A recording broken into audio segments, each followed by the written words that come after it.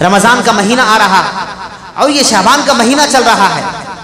اللہ کے نبی صلی اللہ علیہ وسلم نے شعبان کے مہینے کی بہت فضیلت بیان کی ہے، لیکن ہم لوگ روایتی مسلمان بننے کی وجہ سے رمضان کی اہمیت کو سمجھتے اور پھر رجب کی اہمیت کو شب معراج کی وجہ سے سمجھتے. ان دونوں کے درمیان میں جو شعبان کا مہینہ ہے ہم اس کو غفلت سے گزار دیتے، جبکہ اللہ کے نبی نے فرمایا یہی شعبان کا مہینہ ہے جس کی فضیلت بہت زیادہ ہے.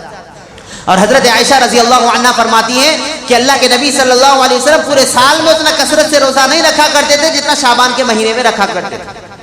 تو اس شعبان کے مہینے کی اتنی تاریخ گزر گئی ہے، کسی کے دل میں خیال نہیں آیا کہ ہم شعبان کے روزے رکھ لیں. یہ شعبان کا مہینہ اتنی فضیلت والا ہے اور اتنی اہمیت والا ہے. اس شعبان کے مہینے میں بندوں کے اعمال اللہ کے پاس پیش کیے جاتے. تو اللہ کے نبی نے فرمایا کیوں نہ میرے اعمال اس حال میں پیش کیے جائیں کہ میں روزے سے ہوں. اگلے ایک سال کا زندگی کے اعمال لکھ کر فرشتوں کے حوالے کیے جاتے ہیں. اللہ کے نبی نے فرمایا کیوں نہ میں ایسے حال میں روزہ رکھوں جس وقت میرے اگلی ایک سال کی زندگی کے فیصلے لکھے جا رہے ہیں. اور اس شعبان کے مہینے میں اللہ کی طرف سے خصوصی رحمتوں کا مہینہ اس شعبان کو کہا گیا.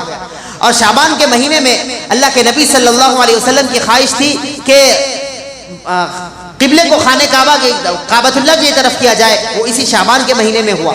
حضرت حسین رضی اللہ عنہ کی پیدائش بھی اسی شعبان کے مہینے میں ہوا. اور غزوہ بن مستقلین یہ بھی ایک اہم غزوہ تھا جو شعبان کے مہینے میں پیش آیا. اور اگر پانی نہ ہو وضو کرنے کے لیے تو تیمم کر کے نماز پڑھنے کا حکم بھی اور اس کی آیتیں بھی شعبان کے مہینے میں نازل ہوئی. تمام ازواج مطہرات میں سے حضرت حفصہ اور حضرت جویریہ رضی اللہ عنہما کا نکاح بھی آپ صلی اللہ علیہ وسلم سے اسی شعبان کے مہینے میں ہوا. اسلام دشمنوں نے بیت المقدس کو اپنے قابو میں جو کر لیا تھا وہ اسی شعبان کا مہینہ تھا. سلطان صلاح الدین ایوبی رحمۃ اللہ علیہ 90 سال کے بعد بیت المقدس کو ان دشمنوں سے جو آزاد کروایا وہ یہ شعبان کا مہینہ تھا. اور اس شعبان کے مہینے میں اللہ کے نبی صلی اللہ علیہ وسلم نے فرمایا ایک رات ایسی ہے جس میں بنو کلب کی بکریوں کی بھیڑ سے زیادہ لوگوں کی مغفرت اس شعبان کے مہینے میں کی جاتی ہے. اور ہے کوئی بندہ جو رزق کے لیے پریشان ہے وہ اس شعبان کے مہینے میں اللہ سے دعا کر لے. کوئی تجارت کے لیے پریشان ہے، کوئی اولاد کے لیے پریشان ہے، جس حال میں جو بندہ پریشان ہے، یہ جو آگے آنے والی رات ہے جس کو ہم شب برات کہتے ہیں، اس میں اللہ سے خصوصی مانگنے کے لیے ہم لوگوں سے تو دعائیں کرواتے پھرتے ہیں کہ بھئی ہمارے لیے دعا کرو، اولاد ہو جائے، کاروبار میں برکت ہو جائے.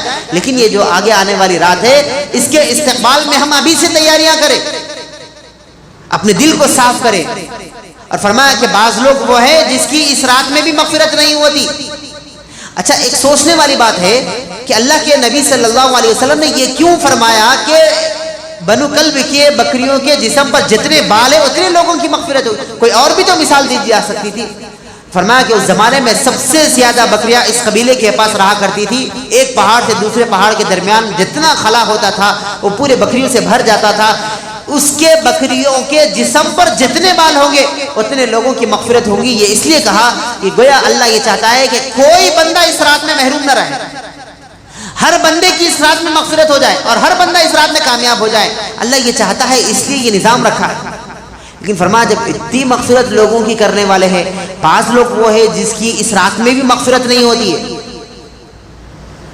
ان کی تفصیل شب برات کے موقع پر عرض کی جائیں گی. لیکن جیسے ماں باپ کا نافرمان ہے، شراب پینے والا ہے، کینہ دل میں رکھنے والا ہے، بغض رکھنے والا ہے، یہ وہ لوگ ہیں جس کی اس رات میں بھی مغفرت نہیں ہوتی. تو ہم کو چاہیے کہ ہم اس رات کے آنے سے پہلے اپنے ماں باپ کے اگر نافرمانی کیے تو ان سے معافی مانگ لیں. اور اگر ہمارے دل میں کسی کا کینہ ہو، کسی کے بارے میں بغض ہے، اس رات کے آنے سے پہلے اور اگلا مہینہ آنے سے پہلے اس سے جا کر معافی کر لیں. غلطی آپ کی ہو یا اس کی ہو، جا کر معافی مانگ لیں اور کہیں بھئی اللہ کے لیے مجھ سے جو غلطی ہو گئی اللہ کے لیے معاف کر دیں. اپنے دل کو صاف رکھیں، کسی کے تعلق سے کوئی اپنے دل میں کینہ اور بغض نہ رکھے.